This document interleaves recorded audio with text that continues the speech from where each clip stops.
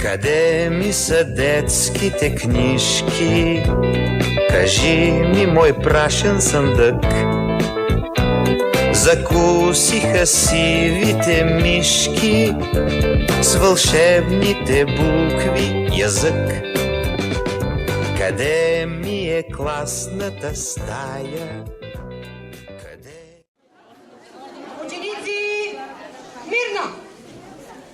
На посрещане на националното знаме!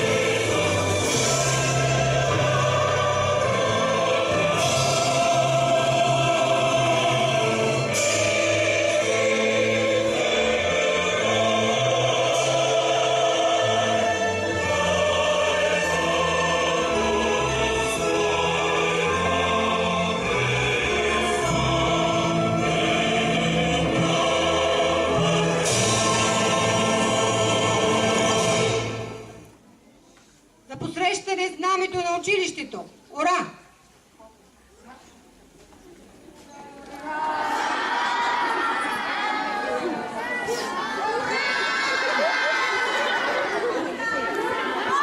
Да бъде с нас. Исус в Евангелието ни учи, че когато искаме нещо, не трябва да бъдем многословни. Още преди да го поискаме, Бог знае от какво се нуждаем. И затова казва, когато се молите, казвайте така, всички заедно. Отче наш, на небесата, да се свети името Ти, да дойде царството Ти, да бъде волята Ти, както на небето,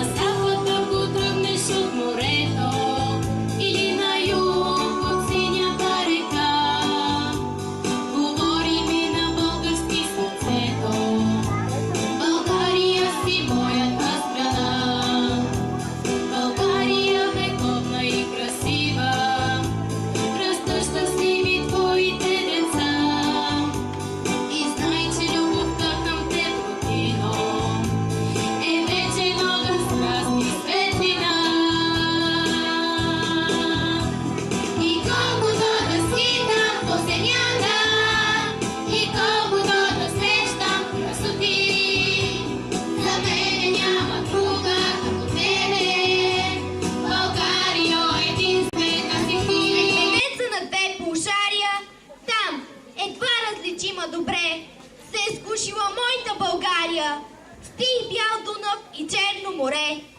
Тя от нас е орана, засяна и от тук изправили ръст. Ние сме жители на земята, но израсли на българска пръст. Днес е първият учебен ден.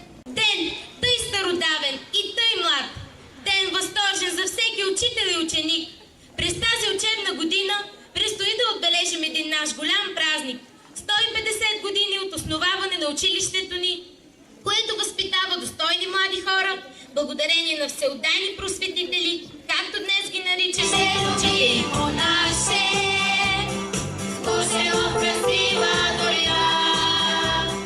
Мъдрост и любов си дало, за нас и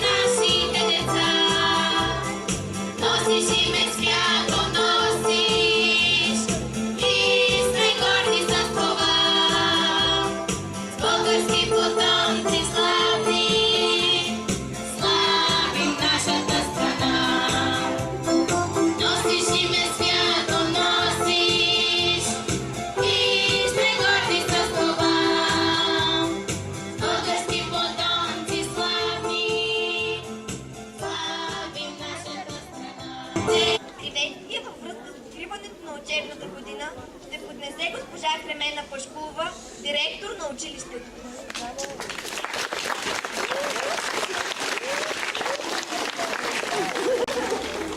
Днес отново ни събра училищния звън. Всички сме заедно. Ученици, учители, родители и гости. Обединени от мъдростта, опита и безгрижието на младостта, скъпи първокласници, толерантни, отзивчиви, нека заедно продължим ръка за ръка през пътя на знанието, мъдростта и науката. Пожелавам ви успешна и здрава нова 2012-2013 учебна година. На добър час! Скъпи родители, учители на първокласници, днес вие изглеждате толкова тържествени и това е напълно оправдано. Вие, скъпи деца, имате отговорната задача. Днес вие ставате ученици, а това е наистина нещо изключително важно, защото тук вие ще се научите как да се справяте с трудностите по единственият начин, най-достойният, най-честният. Поглеждайки в очите ви, поглеждайки в очите на моят син, аз виждам толкова любопитство, чиста и неподправена детска искреност. Не искам никога тези погледи да угасват. Аз вярвам, че всички заедно, родители, учители, ученици, ще направим една изключително успешна година. Година, в която заедно ще се разхождаме из дебрите на учението. Това, което можем отново да научим и да покажем на своите деца, е, че капката дълбае камъка не с силата, а с постоянството си. Че щастието се постига трудно, но то е напълно възможно, когато имаме знанието.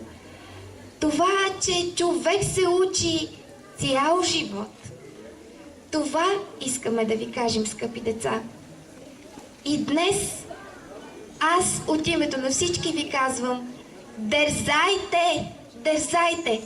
Знам, че дори да имате криле, е необходимо пространство, за да полетите. Ето го вашето пространство. Основно училище Христо Ботев. От стари времена пътуват хората в страна далечна, страна на знание и светлина, на радост и на мъдрост вечна. И ето, че настъпи вече час и ти да тръгнеш вече с нас и ключа от вълшебната врата да вземеш своята мъничка ръка. На училище отивам, ученик съм аз. Малко плахо, но щастливо влизам в първи клас. Тупа-туп, сърцето лудо тупа, бие в мен, то усеща как по чудо. Цял съм променен, а промяната загадка стана просто в миг. Казано съвсем накратко, аз съм ученик. Тръгнали на дълъг път, стари мой приятелю, само теб ще взема аз днеска за другар. Само с теб един до друг, само с теб завинаги, аз мога сигурно да крача. Върши се хлябът мой, стари мой приятелю, своя хляб разделяш ти заедно с мен. Само с теб един до друг, само с теб завинаги, аз песни цял живот ще пея. Зная, другар на път, пътят е честит и лек, и през сърцата ни минава. Другар на път, хиляди мечти звукът, и в душите слънцето изгрява.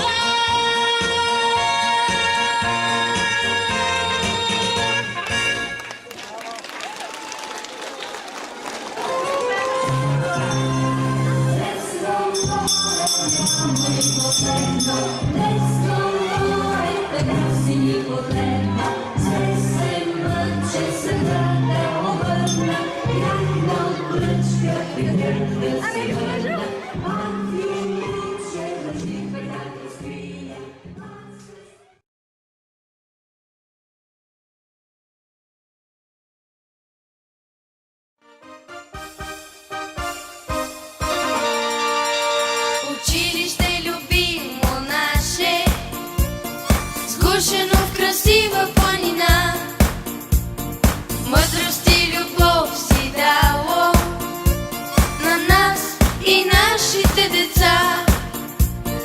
Носиш име свято, носиш и сме горди с това. С български потомци славни славим нашата страна. Носиш име свято, носиш и сме горди с това. С български потомци славни славим нашата страна.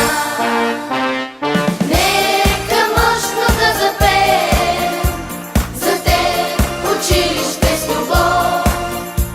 На теб дълбок поклон се пада и слава, слава, слава. Нека мощно да запеем за теб училище с любов. На теб дълбок поклон се пада и слава, слава, слава.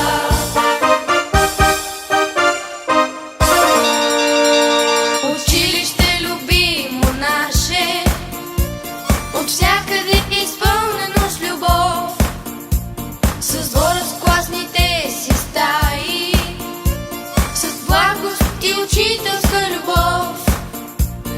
Носиш име свято,